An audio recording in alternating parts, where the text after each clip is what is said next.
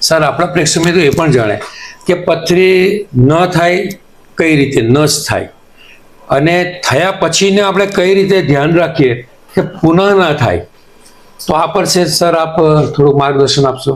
એક તો મેં તમને જલ થેરાપી જે આપણે વોટર એન્ટિક મેં તમને વાત કરી લીધી.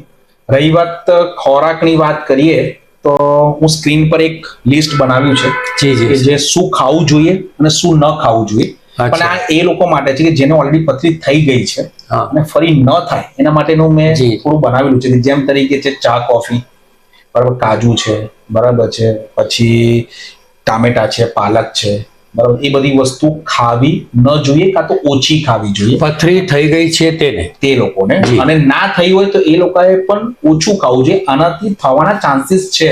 હું એવું નથી કહેતો કે આ વસ્તુ ખાવાથી 100% પથરી થશે જ, બરાબર, કેમ કે એ વસ્તુ ખાવાથી એવું નથી 100% કે આ વસ્તુ ખાશો તો એનાથી પથરી નહીં થાય કે આ વસ્તુ ખાશો તો એનાથી પથરી થશે.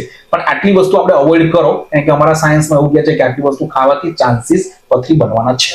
અમારા ફેમિલીમાં સર એક પથરી થઈ ગઈ તો એના ફેમિલીમાં એવું કહ્યું ટામેટા લાવે તો ના બી કાઢીને ટામેટા ખાય છે.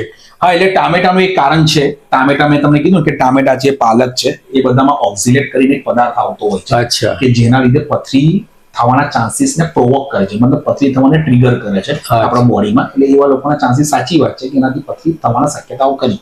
એટલા માટે જ બધા કહેતા હોય છે કે ટામેટા અને પાલક ન ખાવું જોઈએ. ચા, કોફી, ચોકલેટ, કાજુ, મેદો, એ બધી વસ્તુ ન ખાવી જોઈએ કાં તો ઓછી ખાવી જોઈએ. પણ એવું નથી કહેતો કે ભાઈ આને જરાય નથી પણ એને પથરી નથી થઈ અને જે લોકોને થઈ છે એને આ વસ્તુ ખાવાથી થાય છે, એવું નથી. પણ હા, સાયન્સ પ્રમાણે એવું કહેવાય છે કે આટલી વસ્તુ તમારે ઓછી ખાવી.